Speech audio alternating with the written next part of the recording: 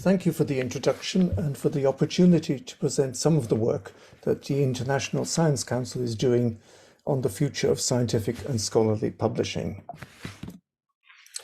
For those of you who don't know us, the International Science Council was formed by the merger in 2018 of the much older International Council of Scientific Unions with the International Social Sciences Council.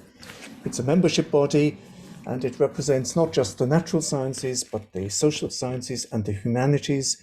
And its aim is to become the global voice of science on the international stage. One of its current projects is on the future of scientific publishing. I think any of us who work in this area appreciate that the current system whereby science is published is clearly inappropriate. There are many perverse incentives built into the system. It's very inefficient, in many ways outmoded. It's extremely expensive and grossly inequitable.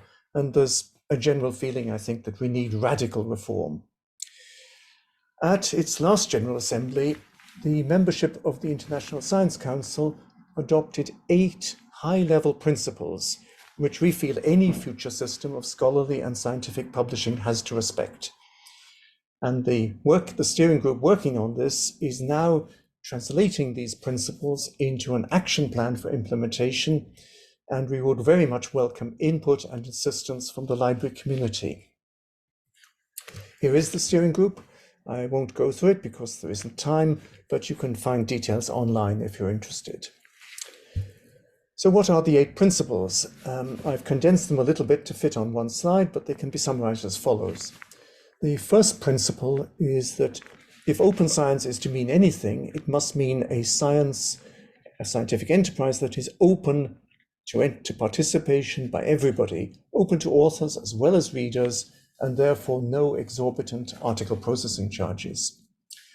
Second principle is that research outputs, and this is more than just articles, it could be data sets, it could be software, etc., should, where possible, carry open licenses. We should not tolerate unnecessary enclosure of the intellectual commons by excessive use of copyright legislation.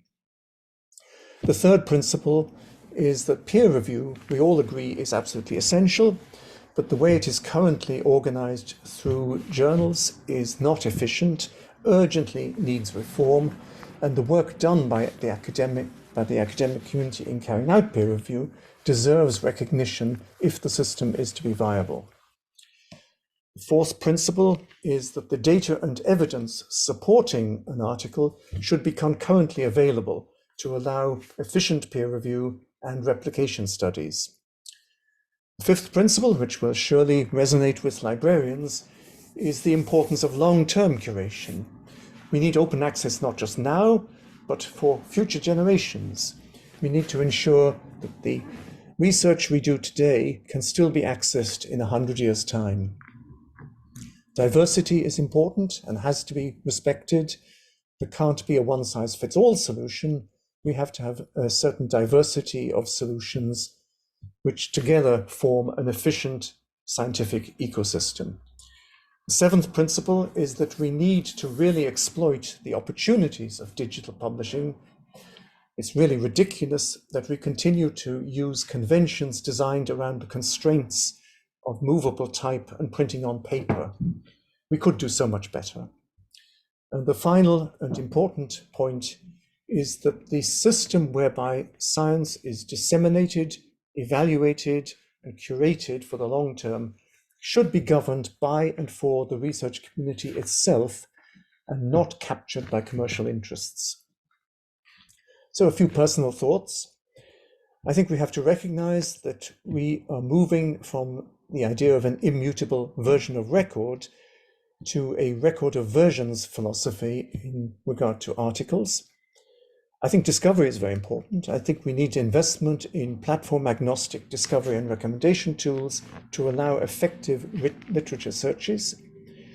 My preferred approach would be to normalize preprints as the default primary publication route, then some form of open peer review to evaluate the importance of that work, and ultimately its long-term curation in a federated network of libraries or institutional repositories.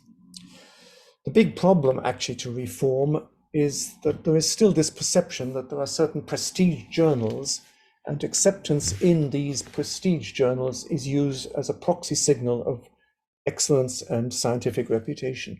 And somehow we have to break this link and actually implement the DORA principle that you evaluate the research and not the publication venue. I think open peer review may possibly be part of the answer to this. As I say, there's no point in just moving the paywalls around. This is why I'm opposed to transformative agreements. Paywalls need to be radically lowered or eliminated entirely if we really want an equitable open science. And I think it's worth pointing out that the modern commercial for-profit scientific journal is actually a relatively recent development, largely due to Robert Maxwell in the post-World War II era. It certainly is not the way it has always been, nor is it inevitable. And there are good examples around the world of alternatives. Latin America, for example, has a very good and interesting system of federated institutional repositories.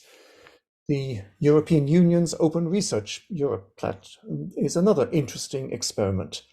And even if you do want to keep the journal concept, there are many options for diamond open access, subscribe to open, overlay journals, etc.